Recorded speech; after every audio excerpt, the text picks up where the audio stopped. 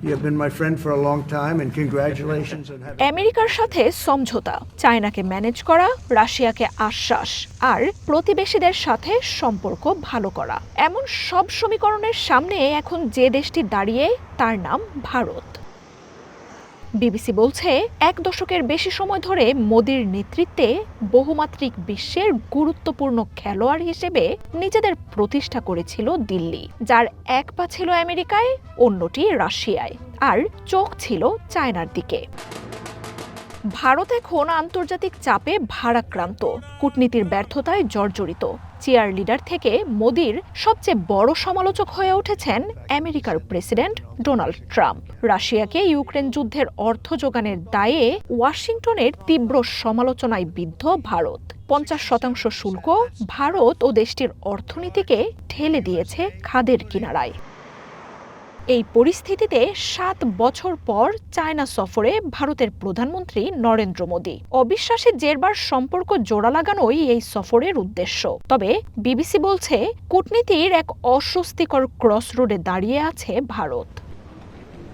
একই সাথে বিপরীতধর্মী দুই ক্যাম্পের সদস্য নরেন্দ্র মোদি। ইন্দো প্যাসিফিক অঞ্চলে চায়নার আধিপত্যের বিরুদ্ধে জাপান, অস্ট্রেলিয়া, আমেরিকার কোয়াড জোটের সদস্য ভারত। আবার পশ্চিমা আধিপত্যের বিরুদ্ধে চায়না রাশিয়ার নেতৃত্বাধীন সাংহাই কোঅপারেশন ও ব্রিক্সের সদস্যও নয়াদিল্লি। আমেরিকার বিনিয়োগ ও বাণিজ্যের ওপর অনেকখানি নির্ভরশীল দেশটি। বিপরীতে সাশ্রয়ী দামে তেল কেনে পশ্চিমা নিষেধাজ্ঞায় জর্জরিত রাশিয়ার কাছ থেকে। ভারত নিজেদের জড়িয়েছে আরও জটিলতায়। ইরানের সাথে সাংহাই জোটে রয়েছে দেশটি। আমেরিকা, ইসরায়েল ও আরব আমিরাতের সাথে I2U2 গ্রুপেও রয়েছে ভারত। তাই G20, সাংহাই বা অন্যান্য জোটের হয়ে পশ্চিমা, চায়না বা রাশিয়া কারোরই নিন্দা জানাতে পারে না দেশটি। আবার মিত্র ইসরায়েলের আগ্রাসনেরও সমালোচনা করতে পারে না। ভারত এতদিন নিজেদের ভূরাজনৈতিক সুবিধার কথা বলে এসেছে। এসব জোটে দেশটির যোগ দেওয়ার পেছনেও ছিল এই সুবিধা। তবে দিল্লির এই সব কিছুর সাথে নিজেকে জড়ানোই দেশটির এত জটিলতার কারণ, এমনটাই জানাচ্ছেন বিশ্লেষকরা। ভারতের অর্থনীতির আকার বড় হয়েছে, তবে সেই তুলনায় সক্ষমতায় এখনও পিছিয়ে দেশটি। ভারতের $4 ট্রিলিয়ন বিপরীতে প্রতিদ্বন্দ্বী চায়নার অর্থনীতির আকার 18 ট্রিলিয়নের, আর আমেরিকার $30 ট্রিলিয়ন। চায়নার সাথেই ভারতের বাণিজ্য ঘাটতি $99 বিলিয়ন। ভারতের সামরিক ভিত্তি আরও দুর্বল।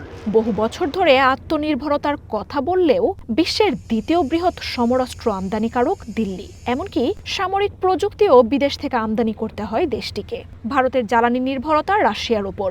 সমরাস্ত্রের বড় অংশের যোগান আসে মস্কো থেকে। তবে সম্পর্ক উন্নয়নের ব্যাপারে আশাবাদী ভারত। বিগত শতাব্দীর 70 ও 90 দশকে পরমাণু অস্ত্র নিয়ে দিল্লি ওয়াশিংটন সম্পর্কে বরফ জমে। তবে ধীরে ধীরে তা ঠিকই গলেছে।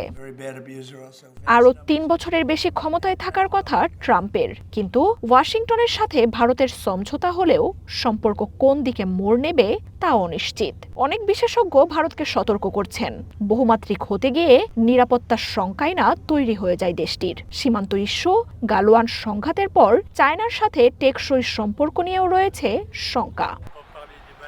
বিশেষজ্ঞরা বলছেন, আমেরিকার বিরুদ্ধে চায়নার কাছাকাছি গেলেও তীব্র অস্বস্তিতে রয়েছে ভারত। রাশিয়ার ওপর জ্বালানির জন্য নির্ভর করলেও কূটনৈতিক ও ভূরাজনৈতিক কৌশলগত বিষয়ে ওয়াশিংটনই দিল্লির বড় ভরসা। তাই ট্রাম্পের আঘাত আপাতত হজম করাই এখন দিল্লির সবচেয়ে ভালো উপায়। মার্জিয়া উপমা, ওয়ান ইন্টারন্যাশনাল ডেস্ক।